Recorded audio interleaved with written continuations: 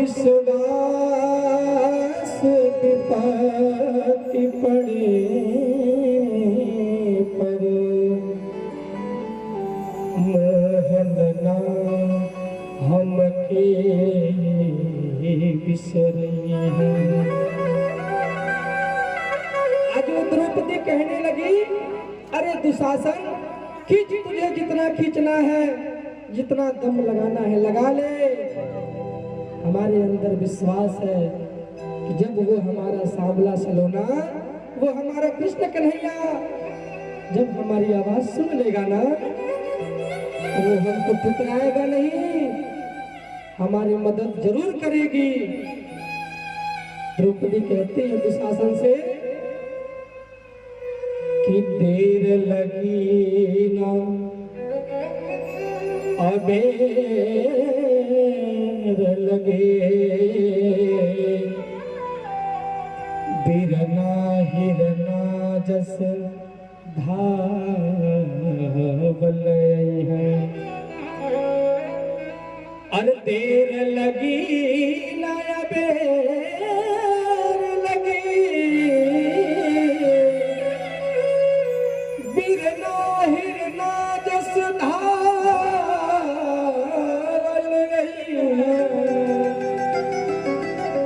भौज के गोद हुई है भले,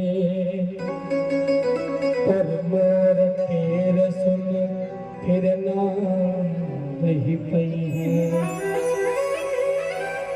अरे दुशासन, तुझे जितना खींचना है खींच ले, हो सकता हो थोड़ा देरी से आए, लेकिन जरूर आएगा। जब इतना बात कह ली और ये दुशासन खींचता रहा खींचता रहा खींचता रहा, तो अंतो तत्वा द्रौपदी कन्हैया से कहती है कि कन्हैया, अरे गाढ़े में जो बिसरई बाहरी, तब जात हंसे हम बोल बनाए। और अंत में कहती है कि तू बहिना बहिना कहबा पर नाता कबो हम जोड़।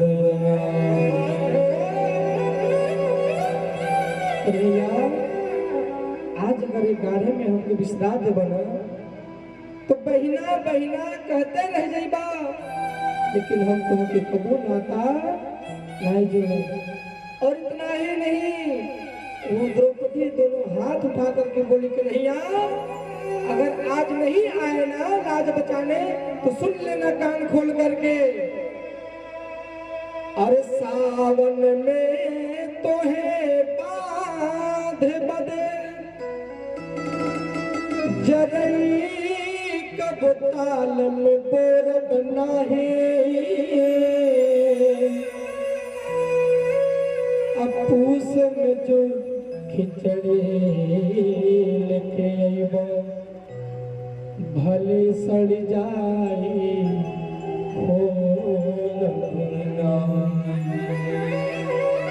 आज द्रौपदी रो रो के कह रही है कि अगर आज मेरा लाज नहीं बचाए ना, तो जो सावन का पूर्णिमा का दिन होता है, रक्षाबंधन का त्योहार, पहले के समय में बहनें जरई कर देती थी ताल में, और वही ताल का जो जरई रहता था अपने भाई के हाथ में बांधती थी। द्रौपदी कह रही है कि अगर आज नहीं आए ना, तो जरई नहीं करेंगे ताल में। और इतना ही नहीं, पूस में जो खिचड़ी लाते हो ना, गठरी सड़ जाएगा, लेकिन खोल के नहीं देखेंगे। महाराज, इतना बात जैसे ही कन्हैया जी सुनते हैं, तिल मिला के उठ जाते हैं और इतना जोर भगते हैं कि आगे से चीर बढ़े नभ में, ओ करे पिछावा दौड़े मुरारी, आज कन्हैया भगे इतना, उनका के ना छुपवल उरगारी। आज कन्हैया जी इतना जोर खड़े हुए जाने के लिए कि उनके सामने गरुड़ जी आए। अरे प्रभु कहाँ जाना है, कहाँ जाना है, बोलिए हम आपको पहुंचा दें। आज कन्हैया अपनी बहन की लाज बचाने के लिए इतने जल्दीबाजी में थे कि कहे नहीं गरुड़, आज हमको तुम्हारे पर भी विश्वास नहीं है। कहे अरे प्रभु हम तो मन के चाल से भी तेज चलते हैं, क्षण भर में आपको पहुंचा देंगे। कहे नहीं, हो सकता हो कि आज तुम हमको वहां पहुंचाने में विलंब कर दो, तुम्हारे पे भरोसा नहीं है, आज मैं स्वयं जाऊंगा अपने चल करके। महाराज पीताम्बरी कहीं और ठहर रहा है, चरण पादुका कहीं और गई, भगवान नंगे पांव द्रौपदी की लाज बचाने चल दिए। इतना तेज चल रहे हैं कि आगे आगे आगे आगे उनका जो पीताम्बरी है वो जल्दी जा रहा है कि पहले हम पहुंच करके द्रौपदी का लाज बचा देंगे।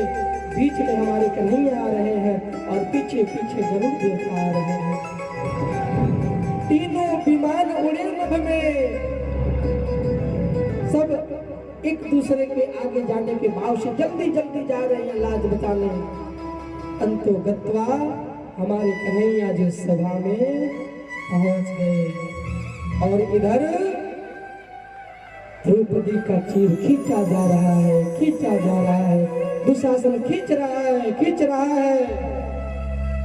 अरे सारी घटे ना तब दुर्योधन, सारी खींचते खींचते खींचते खींचते तब दुर्योधन हाँक गया। द्रौपदी कहती है अरे खींच दुशासन जोर लगा के, खींच जितना तुम्हें खींचना है खींच ले।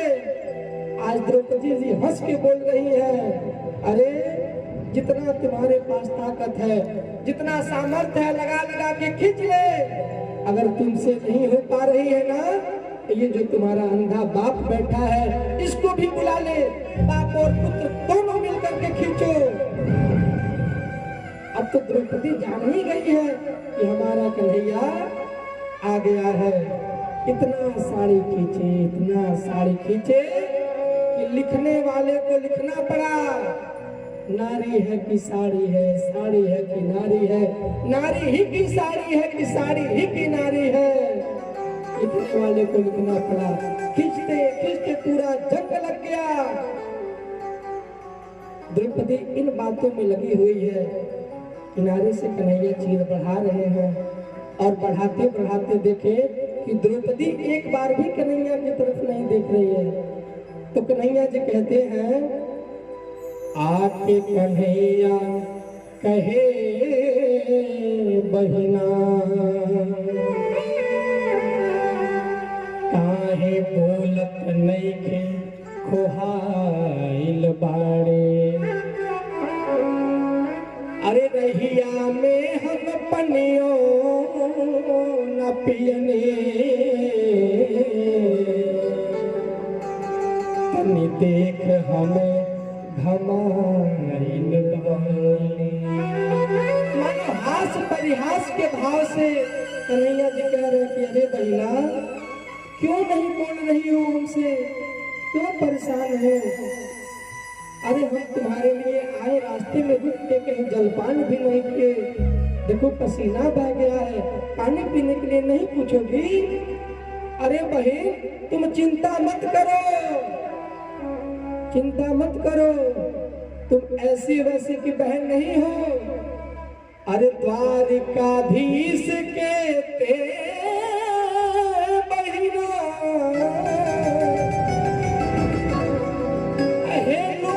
बदे काहे को हाइल बाड़े। अरे हेलु गरी बदे काहे को हाइल बाड़े। ऐसे वैसे की बहन नहीं, अरे द्वारकाधीश की बहन हो और साड़ी के लिए, वस्त्र के लिए तुम परेशान हो। अरे जितना खींचने हैं खींचने दो, खींचने दो। अरे बहन, अगर हमारे चीर बढ़ाने से कमी हो जाएगी ना तो अपने लोग से पीताम्बरी मंगवा देंगे। अगर वो भी कम हो जाएगा ना, श्वेतांबरी मंगा देंगे। वही कम हो जाएगा ना तो दिगंबरी भी मंगवा के देंगे। अगर कहीं उससे भी काम नहीं चला तो बहन आज तुम्हारे लिए कन्हैया बिक जाएगा, लेकिन तुम्हारी लाज नहीं जाएगी। ये होती है भगवान की महिमा। महाराज आज कन्हैया जी द्रौपदी जी का लाज बचा लिए, लाज नहीं जाने दिए। जब भाव होगा, श्रद्धा होगा और भगवान को हम कुछ दिए रहेंगे, अगर 1 रुपया भी भगवान को दे दिए, गलती से भी अगर भगवान 1 जीरो आगे बढ़ा दिए ना तो 9 रुपए का फायदा होगा। और बढ़ाना तो स्वाभाविक है। अगर आज द्रौपदी ने नहीं दिया होता तो लाज बच पाती क्या? बोलिए, नहीं बच पाती। बिना दिए नहीं देती विष्णु। आज कन्हैया जी द्रौपदी का लाज बचा लिया।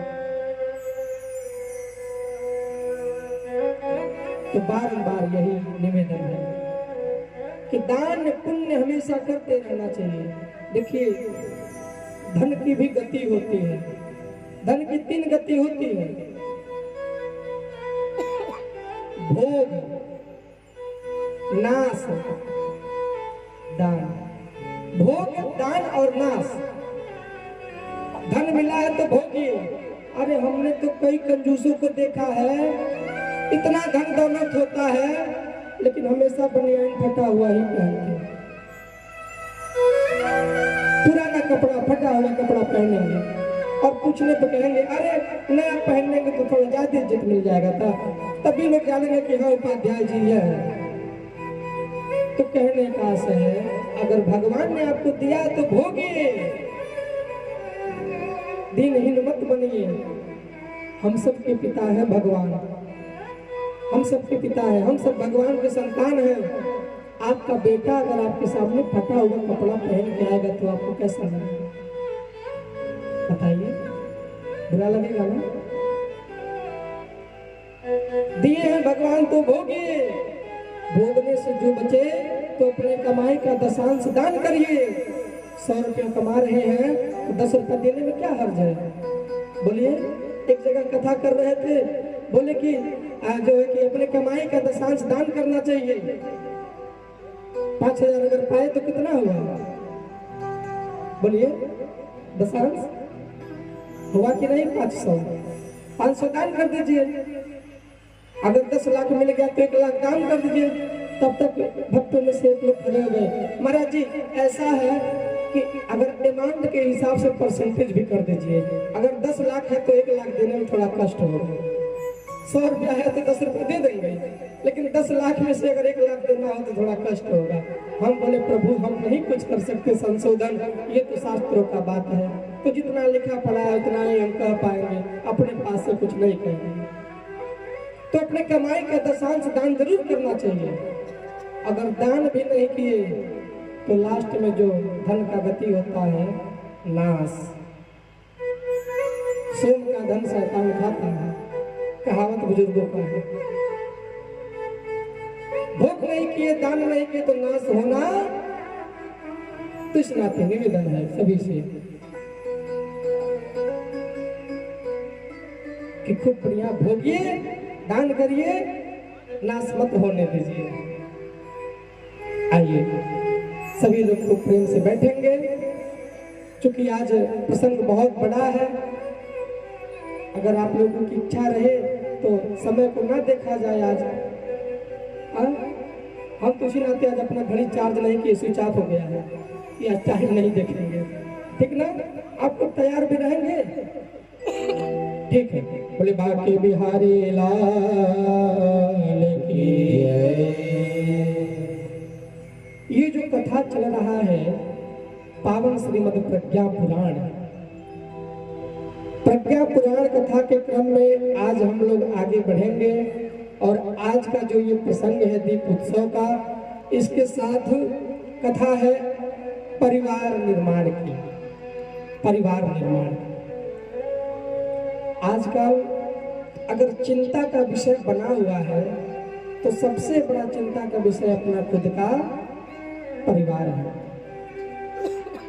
देखिए, परिवार में 4 अक्षर होता है। कितना अक्षर? 4 अक्षर। इन चारों अक्षरों का हम फुल फॉर्म बनाए हैं। कहिए तो सुना दे, सुना दे। सब लोग जानना चाहेंगे? ठीक है, तो सब लोग गिनती करिएगा। परिवार। परिवार का मतलब क्या होता है? परिवार में जो सबसे पहला अक्षर होता है प का मतलब होता है पवित्रता। प का मतलब क्या? पवित्रता। उसके बाद से दूसरा अक्षर है री का मतलब होता है रिश्ता। फिर जो तीसरा अक्षर है वा का मतलब होता है वाणी। क्या? वाणी। और फिर जो अंतिम का अक्षर है वो है र का मतलब रसमयता। क्या? रसमयता। परिवार में जो सबसे पहला अक्षर होता है प, उसका मतलब पवित्रता। परिवार में आपस में एक दूसरे से कभी छल कपट नहीं होना चाहिए, पवित्र भाव से होना चाहिए। किसी भी प्रकार की छल कपट जब हुई तो परिवार में विखंडन शुरू। आज एक बाबूजी आए थे हमारे पास, आदरणीय श्रीमान मिथिलेश दुबे जी। बोले कि हमारा बहुत बड़ा परिवार है, लगभग 35-40 लोगों का परिवार है। 39 लोगों का, बाबू को याद है, 39 लोगों। अगर परिवार में पवित्रता नहीं रहती, टुन्न फुन्न होता तो एकजुट रह पाते? नहीं रह पाते। एक राजा हुए थे भरथरी नाम के, शायद नाम कुछ लोग सुने होंगे। भरथरी नाम के राजा, बहुत अच्छे राजा थे। भरथरी राजा के दरबार में एक संत आए और एक सेब लिए थे। सेब राजा को दे दिए। बोले कि राजा, ये तुम सेब खा लो और हमेशा नौजवान बनो रहोगे और खूब अच्छे से राज्य पाठ करना। भरथरी राजा अपनी पत्नी से बहुत प्रेम करते थे, करना भी चाहिए, बहुत प्रेम करते थे।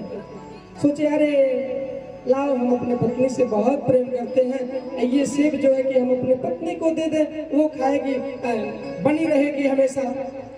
तो वो सेब उठा करके अपने पत्नी को दे दी और बोली कि ये क्या प्रभु? तो बोले कि ये खाने से हमेशा नौजवान रहोगी, कभी कोई रोग नहीं सताएगा और हमेशा स्वस्थ मस्त रहोगी। तो पत्नी कही अच्छा। अब ध्यान से सुनिएगा, श्रृंखला कहां से कहां जा रही है। भरथरी राजा अपने पत्नी से प्रेम करते थे तो वो सेब दे दिए अपने पत्नी को। अब वो पत्नी सोची अरे जो आया है उसको तो एक दिन जाना ही है, अल्लाह हम ये फल दे देते हैं मंत्री को, उस राज्य के मंत्री को, कि वो खाएगा, बना रहेगा, स्वस्थ रहेगा, मस्त रहेगा। क्योंकि वो प्रेम करती थी अपने राजा से नहीं, उस मंत्री से। तो उस मंत्री को वो फल दे दी। वही बात कह करके कि ये फल खाने से स्वस्थ रहोगे, मस्त रहोगे हमेशा। अब वो मंत्री लिया फल लेने के बाद सोचा अच्छा इस फल में इतना सामर्थ्य है, चलो अरे जो आया उसको तो जाना ही है, चलो ये फल हम दे देते हैं उस दासी को। अब सोचिए, भरथरी राजा प्रेम करते थे अपने पत्नी से, फल दिए। वो इनसे ना करके करती थी मंत्री से, वो फल उनको दे दी। और वो मंत्री इनसे ना करके प्रेम करती थी दासी से, वो फल दासी को दे दी। दासी से यही बात बोली, अरे ये दासी है, खाई पी रहेगी, स्वस्थ रहेगी तो खूब सेवा करेगी। अब जैसे ही वो फल पाई, उस फल की गुणवत्ता को सुनी कि हाँ ये खाने के बाद ये होगा, तो सोचिए अरे हम तो दासी हैं और इस राज्य के राजा इतने अच्छे हैं, भरथरी राजा, लाओ ये फल हम उन्हीं को दे देते हैं, वो खाएंगे, हमेशा स्वस्थ रहेंगे, मस्त रहेंगे, अच्छे से राज्य को चलाएंगे। पुनः वो दासी उस फल को ले जा करके राजा को दे देती है। और राजा जैसे ही उस फल को देखते, अरे इस फल को तो मैंने अपनी पत्नी को दिया था, दासी के पास कैसे आ गया? पूरे कहानी का जब संज्ञान लिए, उसी समय भर्तृहरि राजा को वैराग्य हो गया। अरे इस दुनिया में किसी से भी प्रेम करने लायक हम तो करते हैं, क्या पता वो हमसे करता है या करती है यार। उसी समय वैराग्य हो गया, उसी समय पूरा राज्य पाट छोड़ करके चले गए। जब ऐसा छल और कपट रहेगा परिवार में, बताइए काम चलने वाला है? तो निवेदन है, परिवार में सदैव पवित्रता बनाए रहे। किसी भी प्रकार का कोई छल, कोई कपट नहीं होना चाहिए। ये तो है पवित्रता। दूसरा आता है रिश्ता, रिश्ता। अच्छा, परिवार में कोई पद होता है क्या? ये अध्यक्ष रहेंगे, ये महामंत्री रहेंगे, ये कोषाध्यक्ष रहेंगे, सचिव रहेंगे, ऐसा होता है क्या? कोई पद नहीं होता है परिवार में। परिवार में रिश्ता होता है। रिश्ता माँ और बेटे का, पति और पत्नी का, भाई और बहन का, सास और ससुर का, ये सब रिश्ता होता है, कोई पद नहीं होता है। जब पद आ जाएगा कहानी सीधा। पवित्र भाव से रिश्ते को बनाए रखना है। फिर तीसरे नंबर पे है वाह। वाह का मतलब वाणी। कोई काम बिगड़ता है तो बोलने से ही बिगड़ता है। ये जो जिह्वा है ना, बना भी देती है, और लेकिन कलयुग में दुर्भाग्य है कि बनाती कम है, बिगाड़ती ज्यादा। वाणी। अगर आपके पति दूर से कहीं से आ रहे हैं, बेचारे कार्य करके आ रहे हैं, ऑफिस से आ रहे हैं, परेशान हैं, आ गए अंदर, आपका कोई प्रतिक्रिया ही नहीं है, कोई प्रतिक्रिया नहीं है। आ गए बेचारे, जल्दी जल्दी अपना ड्रेस बदल लिए, चेंज कर लिए, आपका कोई प्रतिक्रिया नहीं है। उनके ऊपर क्या बीतेगी सोचिए। वही अगर वो आए और इधर से आप तुरंत पानी लेके चली गई, अरे जो है कि पानी पी लीजिए, बहुत परिश्रम करके आए हैं। अगर वो कहीं कहीं खिसिया के भी आएंगे ना, तुरंत वो गुस्सा सीधे प्यार में बदल जाएगा। ध्यान से सुनिएगा आप लोग, माता जी ने, वो गुस्सा प्यार में बदल जाएगा। और ये चीज बस माताओं के लिए नहीं है, आप लोगों के लिए भी है। अगर भोजन बना रही हैं,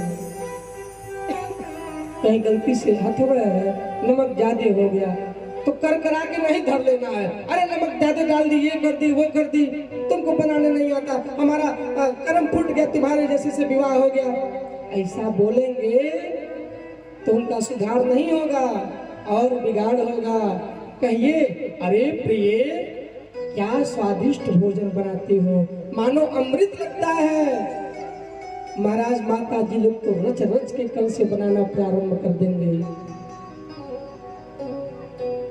जब ऐसा वाणी रहेगा, पति और पत्नी एक गाड़ी के दो पहिए हैं। अगर एक तो बैलगाड़ी का पहिया लगा दिया जाए और एक तो मोटरसाइकिल का पहिया लगा दिया जाए तो वो गाड़ी चलेगा? अरे बोलिए, चलेगा? कुछ हूं हाँ करिए, नहीं चलेगा। जब चलेगा तब बराबर की गाड़ी रहेगी। पति और पत्नी, एक पति और पत्नी थे। उनकी पत्नी बहुत तेज स्वभाव की थी, बड़ी कर्कशी थी, और उनके जो पति थे बेचारे बहुत सरल स्वभाव के थे, बड़े सेवाभावी थे। वो सबका आत्मवत सर्वभूतेषु, वो अपनी तरह सबको जानते थे, सबको। अपना बेटा है, अगर दूसरे का भी बेटा हो तो उसको भी अपने बेटे की तरह मानते थे। बहुत अच्छे थे बेचारे। उनकी पत्नी बेचारी बहुत कर्कश थी, एकदम धुंधली जैसे थी। हाँ, एकदम आत्मदेव धुंधली वाली बात है। तो हुआ क्या, एक दिन एकादशी का व्रत पड़ा। तो वो बोली ऐसा है कि जाओ गन्ने के खेत में से 3-4 गन्ना तोड़ के लाना, और जो है कि हम व्रत है एकादशी खाएंगे गन्ना को। तो कहे ठीक है ठीक है। बेचारे बड़े दौड़ते दौड़ते दौड़ते दौड़ते गए, गन्ने के खेत में से गन्ना को तोड़ के लाए, और जब ला रहे थे तो इसी गांव रास्ते जा रहे थे बेचारे, छोटे छोटे बच्चे थे। ऐ चाचा गन्नवा तनी हमहू को थोड़ा दे दा, हमहू को थोड़ा दे दा। आत्मवत सर्वभूतेषु, बेचारे अपनी तरह सबको समझते थे। तो थोड़ा सा गन्ना तोड़ करके सबको देते गए। महाराज घर आते आते आते आते बस एक गन्ना बचा। कहीं गन्ना लाए? तो कहा हाँ देवी जी गन्ना लाए। गन्ना सामने कर दिए। तुमसे बोले थे 3-4 गन्ना लेके आना, बस एक ही गन्ना लेके आ गए। अरे देवी रास्ते में बच्चे थे मांग रहे थे, सबको दे दिए। महाराज वो गन्ना उठाई और इतना जोर से मारी कि तुरंत वो गन्ना टूट करके 2 हो गया। अब पति का त्याग देखिएगा, तुरंत 2 हो गया। न रोया न उल्टे मारा। देखो ना हमारी पत्नी हमसे कितना प्यार करती है। एक गन्ना था तो सोची कि एक से कैसे काम चलेगा, लाओ उसको तोड़ करके 2 कर दे, एक हम खा लेंगे और एक हमारे पति खा लेंगे। जैसे ही ये बात कहे ना वो महाराज वो पत्नी गले लग गई, फपक के रो पड़ी। अरे जिस पति को हम इतना दुत्कारते थे, इतना बेइज्जत करते थे, उस पति के हृदय में हमारे प्रति इतना प्रेम है, रो पड़ी। तो जब ऐसे करेंगे तब परिवार एक बना रहेगा, सुदृढ़ बना रहेगा। महाराज एकता में बल होता है, एकता में बल। ऊंचा भीर घाट बनने वाला काम नहीं है। पति और पत्नी में जहाँ प्यार होता है ना, वो घर घर नहीं स्वर्ग होता है, स्वर्ग। अरे स्वर्ग से सुंदर वह घर बार है, पति पत्नी में जहाँ प्यार है वो स्वर्ग से सुंदर घर बार है, पत्नी में जहाँ प्यार है वो स्वर्ग से सुंदर वह घर बार है, पति पत्नी में जहाँ प्यार है।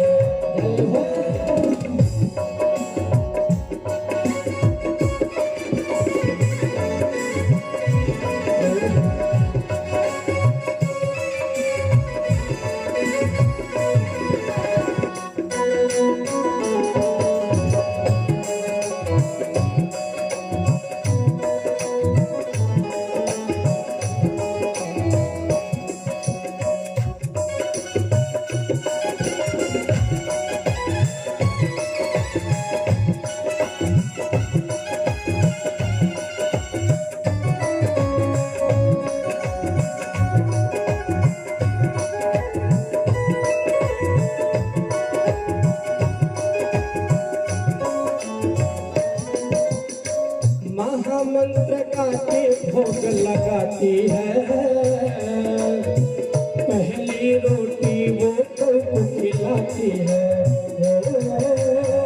महामंत्र का के भोग लगाती है, पहली रोटी वो को खिलाती है।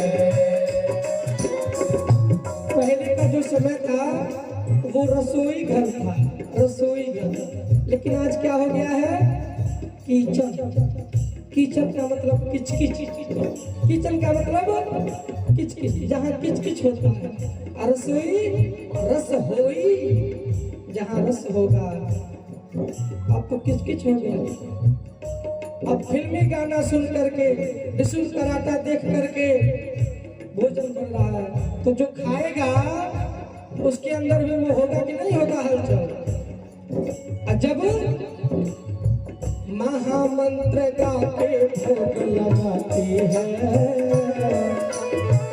पहली रोटी वो को खिलाती है। महामंत्र गा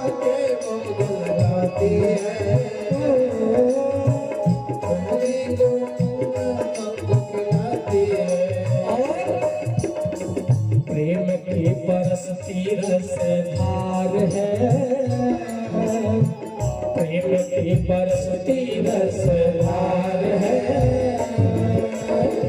पति पत्नी में दातार है। प्रेम की बरसती रसधार है, पति पत्नी में दातार है।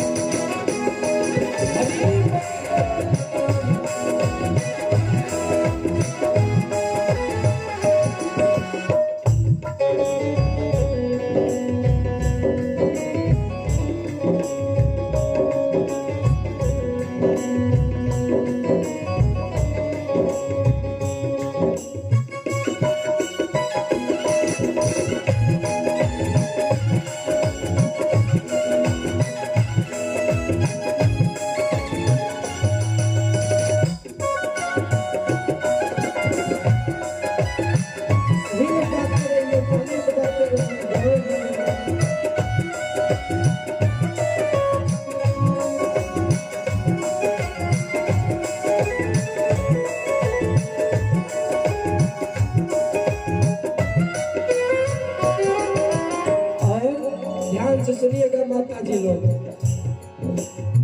सबको खिला के वो खाती है, सबको सुला के वो सोती है। सबको खिला के वो खाती है, सबको सुला के वो सोती है। जब पहले के रसोई में भोजन प्रसाद बनाया जाता था तो माता जी लोग सबको खिला लेती थी, सबको खिलाने के बाद जो बचता था वो खाते थे। लेकिन आजकल तो किचन में बन रहा है किच किच करके, नमक चेक होता है पहले, हाँ चिख करके तब जाके दूसरों को खिलाया जाता है। नमकवा के हिसाबा, चायवा बन जाने के बाद चिनिया के हिसाबा, अदरक वगैरह सब ठीक ठाक भरा है कि नहीं, बराबर में है, चिख करके सबको अपना जूठन खिलाते हैं। ऐसा नहीं करना चाहिए। जब भी भोजन बन जाए तो भगवान को भोग लगाइए, और भोग लगाने के बाद खाना जो भोजन भोजन नहीं वो प्रसाद बन जाता है। लेकिन दुर्भाग्य है आज का कि हम लोग भोजन भी नहीं करते हैं, हम लोग खाना खाते हैं। खाना अच्छा कौन कौन भोजन करता है? चलिए भाई 3-4 लोग अभी भी है इधर के लोग, अच्छा भोजन वाले हैं। खाना कौन कौन खाता है? खाना रे बोली वो नहीं ना तो पूर्वा पछुआ बेर नहीं पिए आप लोग। खाना खाना खाना, अरे जो खाने लायक ही ना हो उसी का नाम है खाना। अब भोजन, भो मने भोग, जन मने लोग, भोजन को भोग लगा करके वही प्रसाद बन जाता है। पाइए भोजन, पाइए भोजन, खाना को खाइए मत। खाना क्या होता है? पागल खाना, बंदी खाना, और दूसरा का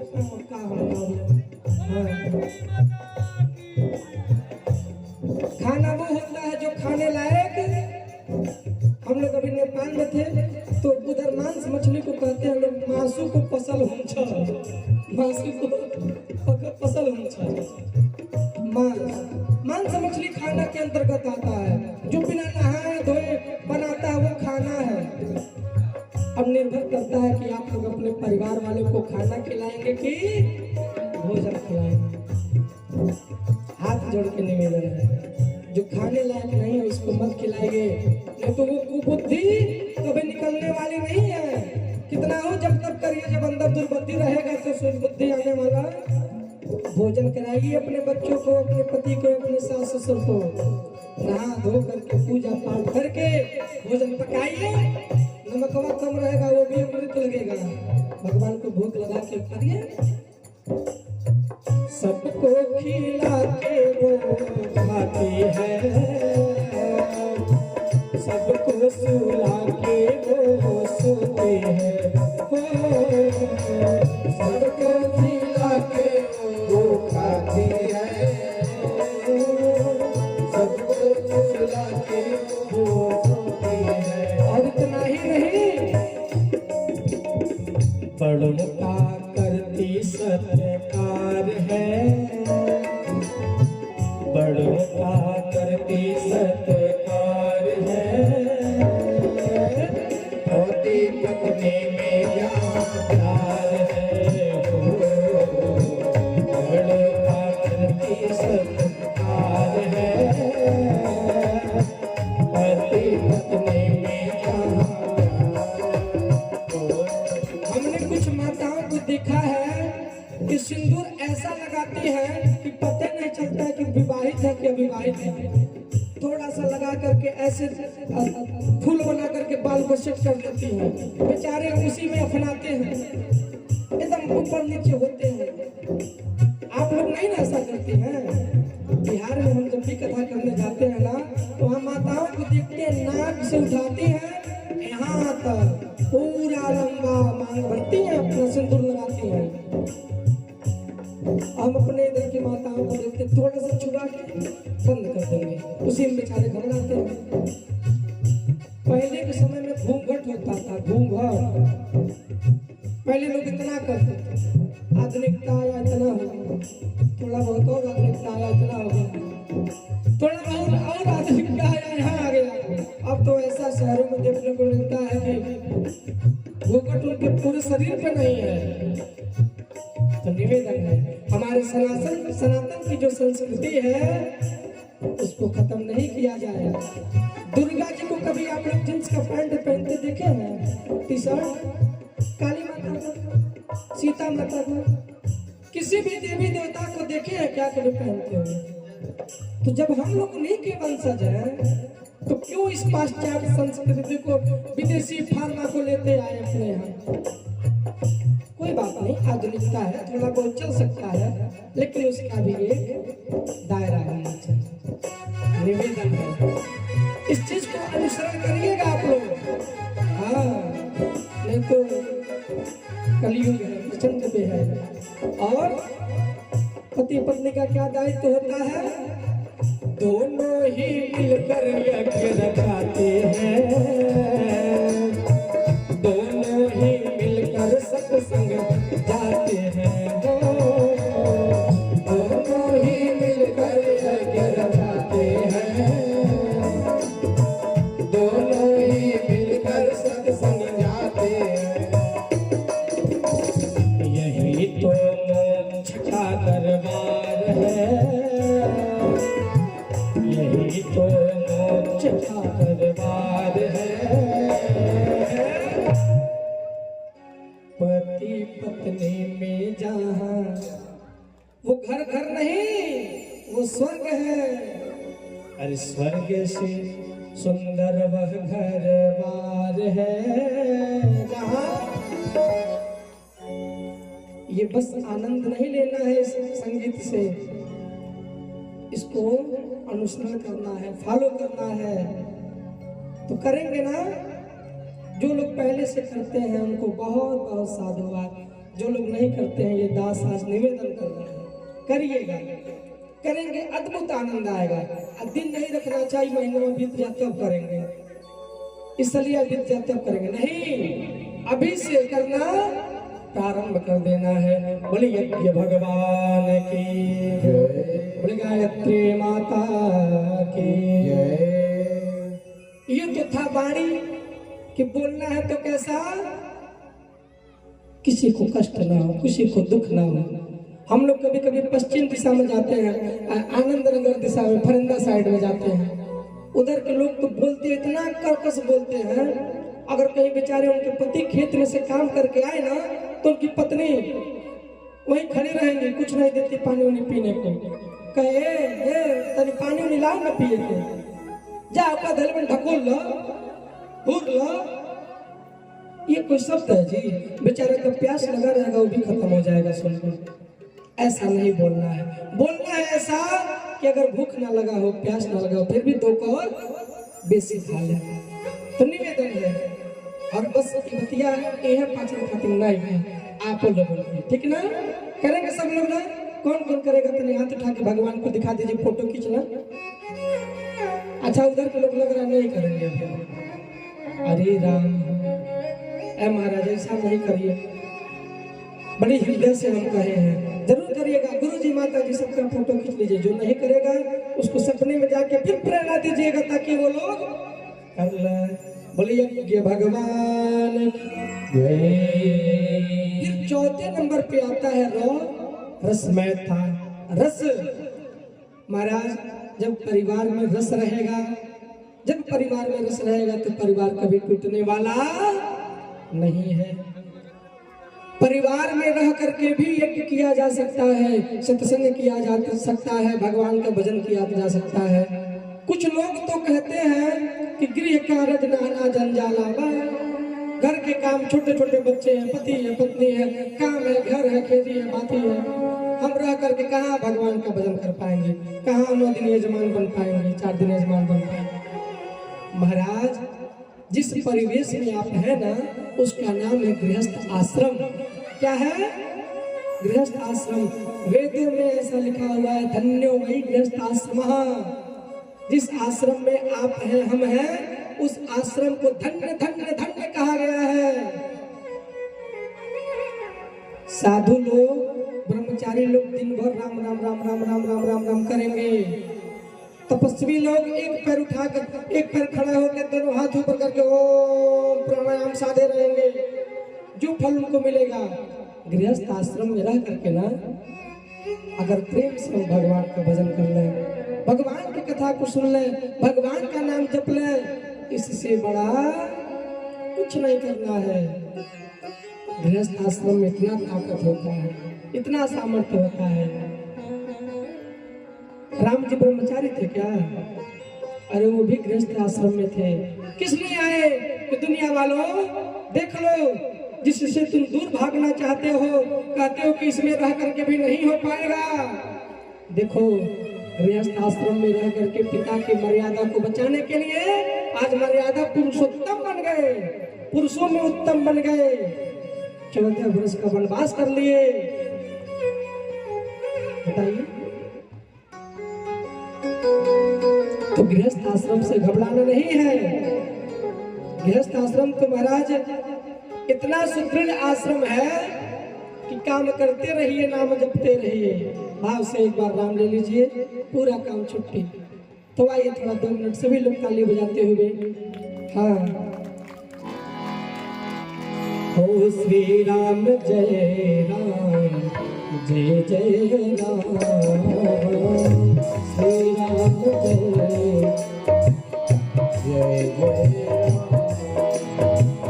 श्री राम जय राम, जय जय राम,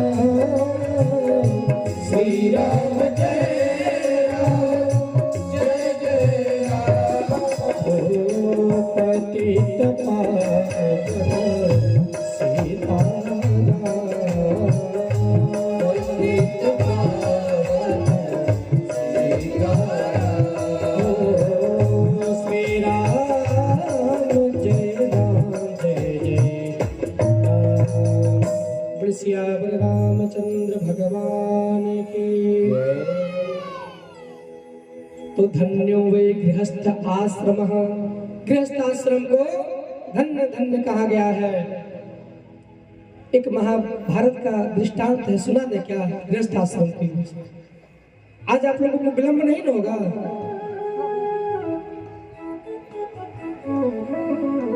देखिए, दीपियों की भी कराना इच्छा बन रहा है 2 मिनट में। अच्छा अच्छा, अरे भाई हम भी जो है कि दास है, जितना आदेश आएगा उतना ही। हाँ, बोले श्री सीताराम भगवान की जय। महाभारत में एक सुधन्वा नाम के थे और एक अर्जुन नाम के थे। अर्जुन को तो सब लोग सुने होंगे नाम। आपके गंगा वाले अर्जुन नहीं है वो महाभारत वाले अर्जुन। तो इन दोनों के बीच में खूब भयंकर द्वंद्व युद्ध छिड़ा था। दोनों महाबली थे, योद्धा थे। तो हुआ क्या कि ये हुआ, जब लड़ते रहे रिजल्ट नहीं आया, तो ये हुआ कि अब 3 बार में जो है फैसला हो जाएगा। 3 बार में 3 बार में चाहे आप उनको मार दीजिए, चाहे उनको मार दीजिए, अगर नहीं मार पाए तो दोनों को पराजय स्वीकार करना पड़ेगा। अब खूब प्रेम से 3 बार पे आई, जीवन मरण का प्रसंग आ गया सामने। अब कृष्ण जी तो अर्जुन की तरफ से पहले से ही थे, अब कृष्ण जी को भी अर्जुन की सहायता करनी पड़ी थी। उन्होंने हाथ में जल लेकर के एक संकल्प किया कि गोवर्धन उठाने का और जो ब्रज धाम का रक्षा करने का मेरा पूरा जो फल है, वो फल अर्जुन के इस आग्नेयास्त्र बाण में समाहित हो जाए, ऐसा संकल्प कर लिए। अब इधर क्या हुआ कि सुधन्वा ने भी संकल्प किया कि एक पत्नी व्रत धर्म अगर मैंने निस्वार्थ भाव से किया हो पालन, तो उसका पूरा फल इस बाण में लग जाए। दोनों बाण जब आमने सामने आया तो महाराज अर्जुन का बाण कट गया। समझे? एक पत्नी व्रत धर्म में इतना ताकत है कि जो भगवान, याद है गोवर्धन पर्वत उठाए थे, भागवत कथा में आप लोग सुने होंगे, पूरे ब्रज धाम की रक्षा किए थे, वो फल भी फीका पड़ गया। धन्य है सुधन्वा कि जो एक पत्नी व्रत धर्म का इतना फल मिला था कि अर्जुन के बाण को काट दिया। फिर दूसरा अस्त्र उठाया गया। अब की बार कृष्ण जी ने हाथ में जल लिया और संकल्प किया कि ग्राह को ब्रज से बचाने और द्रौपदी की लाज बचाने में जो मेरा पुण्य मिला है, वो पूरा का पूरा पुण्य अर्जुन के बाण में लग जाए। और दूसरी ओर सुधन्वा ने भी वैसा ही संकल्प किया। क्या कहा कि अगर मैंने नीति पूर्वक और चरित्र के किसी पक्ष में त्रुटि ना आने दी हो, तो ये जो पूरा पुण्य हमारे बाण में लग जाए। महाराज दोनों बाण आमने सामने आया, फिर अर्जुन का बाण कट गया। अगर नीति पूर्वक आप अपने काम का, अपने जिम्मेदारी का निर्वहन कर रहे हैं, तो वो भी एक बहुत बड़ा सत्कर्म है। मान लीजिए हमारे प्रधान जी हैं, कहाँ चले गए प्रधान जी? अच्छा, पीछे चले गए। प्रधान जी को प्रधान जी बनाया गया है, अगर ये नीति पूर्वक अपने कार्य को नहीं करेंगे तो ये भी एक दिन हिसाब होगा। अगर नीति पूर्वक करेंगे अपने काम को तो यही भगवान का भजन हो गया। ऐसा नहीं कि उनको दिन भर राम राम करना है। अगर अच्छे मन से, अच्छे स्वभाव से जन सेवा कर रहे हैं तो भगवान के भजन से कम नहीं है। इस बात का साक्षी हम नहीं, हम अपने कुछ नहीं कर रहे, लिखा हुआ है। सुधन्वा आज नीति पूर्वक अपने काम को किया, इसका बाण गया और अर्जुन के बाण को काट दिया। अब फिर अंतिम बाण आ गया, तीसरा बाण जब उठाया तो श्री कृष्ण जी ने हाथ में जल लिया और संकल्प किया कि मेरे बार बार अवतार लेकर के धरती के पूरे भार को मैंने हरा है। अगर इसका जो भी पुण्य फल हो तो अर्जुन के बाण के साथ जुट जाए। और दूसरी ओर सुधन्वा ने कहा, यदि मैंने स्वार्थ का क्षण भर भी चिंतन किए बिना धन को निरंतर परमार्थ में लगाया हो तो उसका जो फल हो वो हमारे बाण के साथ लग जाए। बार सुधन्वा का निस्वार्थ भाव से दान देना कि इस बार भी अर्जुन का बाण कट गया। अर्जुन को पराजय स्वीकार करना पड़ा। धन्य वही गृहस्थ आश्रम। सुधन्वा गृहस्थ आश्रम में रह करके अर्जुन जैसे महाबली योद्धा, जिसके साथ में स्वयं भगवान हो, लेकिन हार स्वीकार कर लेता है। तो सोचिए धन्य है कि नहीं हम और आप कि ऐसे गृहस्थ आश्रम में है। ये गलत बात है कि गृह कार्य नाना जंजाला, कोई जंजाल नहीं है। महाराज इतना सुंदर मिला हुआ है गृहस्थ आश्रम, जहाँ अपने पुत्र है, अपनी पुत्री है, पति है, पत्नी है, माँ है, बाप है। तो धन्य है कि नहीं हम लोग। तो सब लोग अब प्रेम से रहेंगे ना, अच्छे से रहेंगे सब लोग ना। भगवान का भजन करेंगे। चलिए, बहुत सुंदर। भगवान से भी हम बारंबार यही कामना करेंगे कि आप लोग अच्छे से रहिए, प्रेम से रहिए, खूब आदर सत्कार से रहिए। चूंकि समय को भी ध्यान में रखना है, अब हम लोग दिव्य के क्रम में आगे बढ़ेंगे। गृहस्थ आश्रम में ही थी शारदा मणि जी, शारदा माता जी, जो विवेकानंद जैसे पुत्र को जन्म दिया था। विवेकानंद जैसे पुत्र को, जो हंस नहीं, संत नहीं, परम हंस की उपाधि मिली। इसी गृहस्थ आश्रम से कितने महापुरुष पैदा हुए, इसी गृहस्थ आश्रम से लौह कुश जैसे संतान पैदा हुए। तो महाराज, इस पे विशेष ध्यान देना है। गृहस्थ आश्रम के दो पहलू हैं, पति और पत्नी। पति और पत्नी का जो संबंध स्थापित होता है, सबसे पहला जो पड़ाव होता है वो विवाह संस्कार से होता है। आज समय नहीं देखेंगे,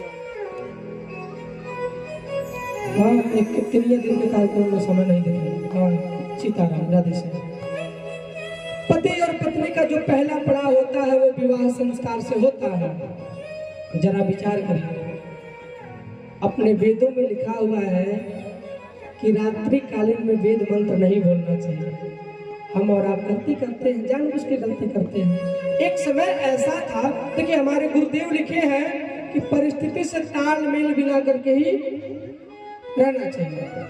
और एक चीज और लिखे हैं कि परंपरा की तुलना में सदैव अपने विवेक को महत्व देना है। मान लीजिए हमारे पिताजी का तिलक अगर चढ़ा है एक ठो बकरी के बच्चे को तोप करके, तो हमारा भी तिलक ऐसे नहीं चढ़ेगा, नहीं। अरे भाई, कोई परिस्थिति रही होगी, बड़ी परेशान करती होगी बच्चियां, तो उसको तोप दिया गया हो।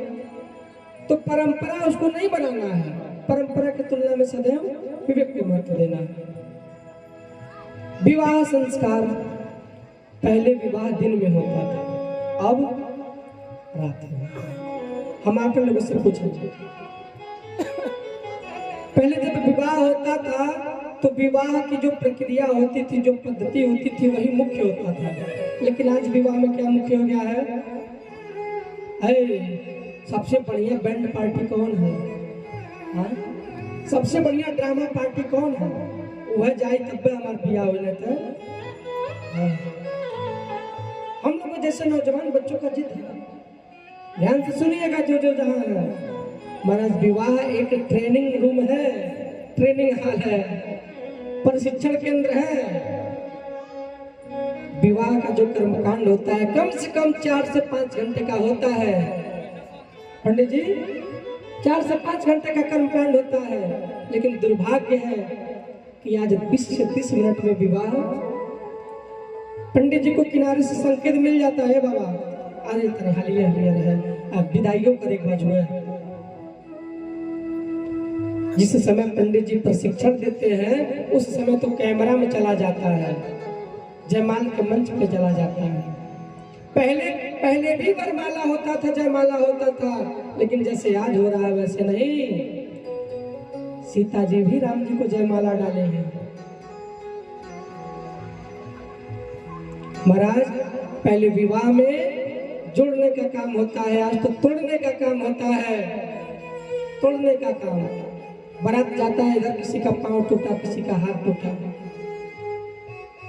डाकू का नाम सुने हैं? डाकू देखे हैं आप लोग? अरे डकैत जब पहले आते थे ना रात में चोरी करने के लिए, पहले ही एक तो बम ब्लास्ट कर देते थे। गाँव वालों, सतर्क हो जाना, हम डाका डालने आ रहे हैं। सब लोग सिहम जाते थे, बंद हो जाते थे कमरे में। पहले तो वो डकैत आते थे।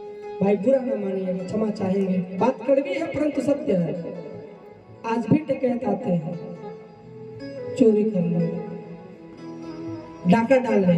अरे वो तो आपका धन दौलत डाका डालते थे, लेकिन ये आपको बेटी को डकैती डाल के ले जाएंगे, उसके साथ दान दहेज जबरदस्ती मांगे कि ये चाहिए वो चाहिए, सब डाका डाल के। वो लोग भी बम गोला छोड़ते थे, ये लोग कम नहीं है। सतरंगी 11 रंग गार्ड बोल रहे एकदम दन दन। अंतरबाजी कोनो कोई अंतर नहीं है। अरे जिस पत्नी को एक मुंह दिखाई का रस्म होता है। क्यों करते हैं मुंह दिखाई का? पूरा मुंह तो दिखा दिए बड़े समाज में, क्यों करते हैं? जयमाल पहुंचते पहुंचते नाचते गाते 10 बज जाएगा, 11 बज जाएगा, फिर आ जाएंगे जयमाल के मंच पे, जयमाला होगा, फोटो खिंचाएगा, लोग आशीर्वाद भी देने जाते हैं, आप लोग भी जाते हो। अच्छा ये बताइए, हम कहते हैं बड़ी हंसी आता है, आशीर्वाद आगे से दिया जाता है पीछे से? आप लोग बताएंगे, अनुभवी लोग, बोलिए।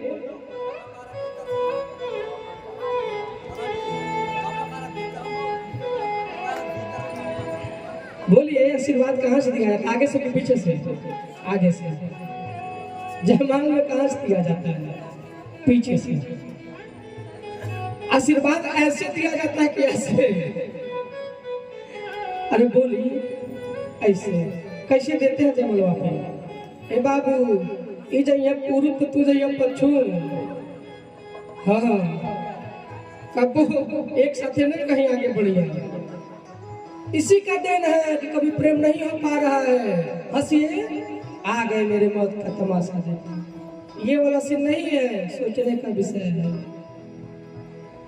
सोचने का विषय है। अगर परिवर्तन नहीं करेंगे हम और आप, तो ये जो हमारी सनातन संस्कृति है ना, दिन प्रतिदिन लोग खत्म करने पे लग गए हैं। और खत्म कोई दूसरे धर्म वाले नहीं है, हम ही लोग कर रहे हैं, हम ही लोग कर रहे हैं, कोई दूसरा नहीं। ऐसे आशीर्वाद देंगे, ये हो तुझे, हाँ तो भाई जी क्या करेंगे? करिए, कलयुग है, करिए, लेकिन उसका भी एक दायरा, विवाह होता है, इमली घोटाई होता है। इमली, हमको लग रहा है यहाँ तो इमली खिलाया जाता होगा, घोटाया जाता है, जो खट्टा लगता है। इमली, इमली क्यों रस्म बना? एक भाई आता है अपनी बहन के पास, और जब इमली घुटाया जाता है तो एक सुंदर साड़ी होता है, थोड़ा सा चावल वाला छत होता है, एक लोटा जल होता है, कुछ व्यवस्था अनुसार 10, 11, 21, 51 जो भी बनता है। तो भाई जब इमली आम का पल्लू लेता है, कहता है, बहन ई मिली का, जब जब तू नेक काम करबू, ई सड़िया, ई पैसवा, और जो है ई कबू पिछली ना, ई मिली। ये है इमली। माथ ढकाई का रस्म होता है, माथ ढकनी जिसको बोलते हैं। ससुर माथ ढकते हैं, कहते बहू लो हम तुम्हारा खूब बढ़िया माथ ढक रहे हैं, सदैव भूगट में रहना। रहते हैं। ये सब प्रशिक्षण का केंद्र है, सब प्रशिक्षित किया जाता है विवाह में। लेकिन दुर्भाग्य है, नाचने गाने में पूरा खत्म। ट्रेनिंग दिए बने कि ये बॉर्डर पे चले गए तो आतंकवादी एक का गोली में फायर, नहीं बच पाएंगे। सब कुछ रहते हुए भी नहीं बच पाएंगे। जहाँ ट्रेनिंग देना चाहिए वहाँ ट्रेनिंग नहीं दे पाए। कुछ लोग याद करते हैं हम लोगों को भी विवाह कराने के लिए, बड़ी ताम झाम रहता है हमारे विवाह कराने। पहले ही हम 10-15 तो शर्त नोट करा देते हैं।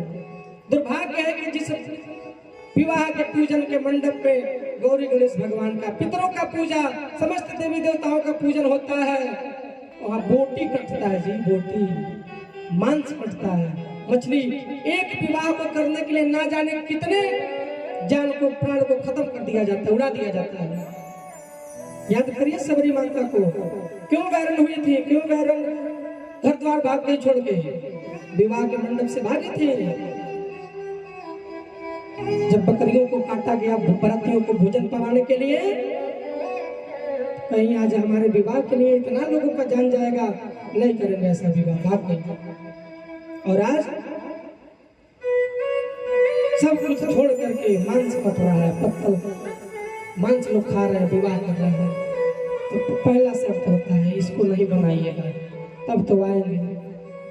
दूसरा का शर्त कंडीशन में होता है, जयमाल करिएगा, लेकिन अगर 11 से 11:30 हुआ तो पंडित जी फरार, बुला लीजिएगा दूसरे को। कई बार भाग भी गया है। ये सब शर्त रखते हैं, बहुत कम लोग बुलाते हैं। हाँ, महाराज, गृहस्थ आश्रम का जो ये पड़ाव है ना, विवाह संस्कार, एक ट्रेनिंग हाल है। जब अच्छे से ट्रेनिंग नहीं देंगे, अरे हम लोग कई जगह विवाह दिवस संस्कार करने जाते हैं, लोगों में प्रेम नहीं रहता है। जब शुरू होता है तो फपक के सबके भरे समाज में रो करके लोग गले मिलते हैं। ये क्या होता है पत्नी का दायित्व, क्या होता है पति का दायित्व। तो निवेदन है, जिनका हो गया कोई बात नहीं, जिनका होने वाला है उनके माता पिता सब कुछ आपके हाथ में है, आगे कुछ नहीं बोलेंगे। संस्कार बहुत संस्कार के विषय में क्या बोले हम। अपने सनातन में 16 संस्कार है, 16 संस्कार, लेकिन आजकल सब संस्कार लुप्त होता चला जा रहा है। बस आधुनिकता बचा हुआ है, बस 2 या 3 को संस्कार हो रहा है। देखिए ये तो देखिए देखा मॉडर्न हो जा रहा है, पंडित जी लोगों का जनेऊ हो जा रहा है, विवाह हो जा रहा है, लास्ट में तो अंत्येष्टि है, ये है, वो भी ढकेला हो जा रहा है। 16 संस्कार होता है। जब शिशु माँ के गर्भ में आता है तभी संस्कार शुरू हो जाता है। पंचवन संस्कार होता है। जब माताएं बहनें गर्भवती होती हैं तो 3 महीना का जब शिशु हो जाता है तो 3 महीने से 8 महीने के भीतर उनका पंचवन संस्कार किया जाता है। निवेदन करेंगे, अगर किसी भी माताएं बहनों का ऐसा कोई बात हो तो लज्जा शर्म नहीं करना है। कई लोग लजाती है, शर्माती है, झूठा कर ले ना लजाइए लोग। हाँ, अगर किसी का भी बात होगा तो यज्ञ का कल पूर्णाहुति दिवस रहेगा, आप आइएगा, आपका पंचवन संस्कार करा दिया जाएगा। तो देखिए शिशु नहीं वो देवता पैदा होगा। जब प्रहलाद जी अपने माता के गर्भ में थे, राम राम राम राम कहते हुए गर्भवती हुई थी। उसका परिणाम क्या हुआ कि राक्षस कुल में जन्म लेने के बाद भी भगवान के भक्त हुए। ये पंचवन संस्कार, बच्चा बड़ा हो जाता है, पढ़ने लिखने लायक हो जाता है, उसके पहले भी संस्कार होता है, अन्नप्राशन संस्कार होता है, उसको अन्न खिलाया जाता है, विद्यारंभ संस्कार होता है। आजकल लोग पढ़ते तो है लेकिन याद वाद नहीं होता है, भूल जाते हैं। कैसे याद होगा? ऐसे पढ़ेंगे, मोबाइलिया बीचों में रहेगा जैसे हमारा है, पढ़े मोबाइलिया देखेंगे, जब कोई आएगा तो तुरंत पन्ना पलट के हेतु कर लेंगे। दुर्भाग्य है हमारा और आपका। विद्यारंभ संस्कार, जितने भी पढ़ने और लिखने वाले लोग हैं, बच्चे हैं, बच्चियां हैं, ये मत सोचिएगा कि जो एक लोग पढ़े लाभ है। जो बीए में पढ़ता है, इंटर में पढ़ता है, कुछ पढ़ता हो या जितना पढ़ाई होता है सब कुछ करता हो, आपसे निवेदन है, अगर इच्छा बने तो कल नई कॉपी नई पेन लेके आइएगा और विद्यारंभ संस्कार कराया जाएगा, अच्छे से कराया जाएगा। एक विद्यार्थी के जीवन में क्या होना चाहिए, क्या विद्यार्थी का लक्षण होता है, उसको बताया जाएगा। अगर पालन किए तो नीचे से पहला स्तर नहीं, ऊपर से पहला रहेगा। हाँ, धीरे धीरे आगे बढ़ता है, आगे बढ़ता है। मुंडन संस्कार होता है, कई जगह तो हम लोग मुंडन संस्कार में जाते हैं, देखने को क्या मिलता है कि जो गर्भ का दूषित बाल होता है उसको छील लिया जाता है और आटा का लोई बना के उसी में बाल पैक करके काली माता को भोग लगा दिया जाता है। यहाँ होता है कि नहीं होता है? होता है ना? बताइए, अगर आपके थाली में एक बाल आ जाए कैसा लगेगा आपको? जो बनाया है उसके ऊपर एकदम प्रचंड वेग में पकड़ लेंगे कॉकरोच की तरह। कैसे बनाए कि थाली में बाल पड़ गया, किनारे कर देंगे और काली माता को बाल का भोग लगाते हैं, वो भी गर्भ का दूषित बाल। बताइए, ऐसा नहीं होना चाहिए। उसको कहीं मिट्टी खोद करके, हाँ, इधर उधर नहीं बिखेरना चाहिए। मुंडन संस्कार में भी तमाम प्रकार का लोग एक एक नया नया पता नहीं क्या क्या बना दिए, ऐसा नहीं होना चाहिए। धीरे धीरे धीरे धीरे संस्कार आगे बढ़ता है। विवाह संस्कार, तो विवाह संस्कार सुने हैं, निवेदन है अपने जो सनातन की संस्कृति है उसको बचा के रखना है। अगर नहीं हम और आप बचाएंगे तो लोग तो लगे ही हैं खत्म करने में, तोड़ने पे। देखिए आजकल धर्म परिवर्तन के लिए, अरे मैंने अपने आंखों से देखा है, दूसरे की क्या बात करें। हमारे चौक बाजार में नाम को हम तो नाम लेकर रखते हैं, जिसको केस उसका करना रहेगा, कल कौन मारे अमृत का घुटिया पी के आया, एक दिन तो जाना ही है। जिसको जो करना रहेगा करेगा, आगे पीछे भगवान हमारे मालिक है। पैसा लेकर के सब ईसाई धर्म में बन जा रहे हैं सब। बताइए, इतनी बड़ी अपनी सनातन की संस्कृति है, इतने बड़ा अपना सनातन धर्म है, लेकिन दुर्भाग्य है कि हमको और आपको लोग भटका दे रहे हैं और हम भटक भी जा रहे हैं। क्यों? क्योंकि हमारे धर्म से हमको प्रेम नहीं है। इतना तक कह रहे सब, फिर तो शंकर जी को, फिर तो राम जी को ही क्या करेंगे? आओ भाई मंत्र मार रहे हैं सब लोग, छू मंत्र। ऐसा मत करिए। आपका बेटा अगर थोड़ा सा आपका बात नहीं मान रहा है, थोड़ा देर से सुनता है, तो आप उसको जहर देके खिला देंगे? बोलिए। अरे हो सकता है हमारे शंकर जी थोड़ा देर से सुने, थोड़ा राम जी देर से सुने, गायत्री माता देर से सुने, तो आप इनको ठुकरा देंगे? नहीं, ऐसा नहीं करना है। धर्मो रक्षति रक्षिता है। जब धर्म की रक्षा हम करेंगे तो हमारा भी रक्षा धर्म। तो जिनको भी जो भी संस्कार करवाना होगा, अभी एक बाबूजी पेन कापी लेके बैठेंगे, नाम लिखवाएंगे।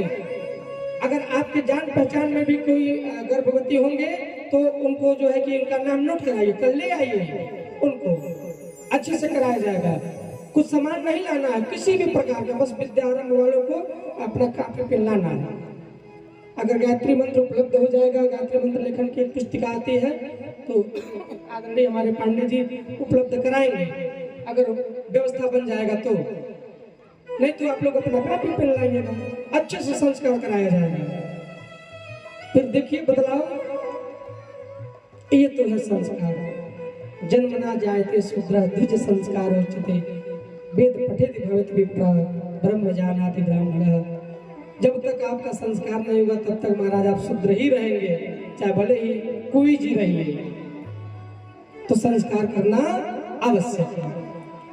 बोलिए भगवान की, बोले गायत्री माता की।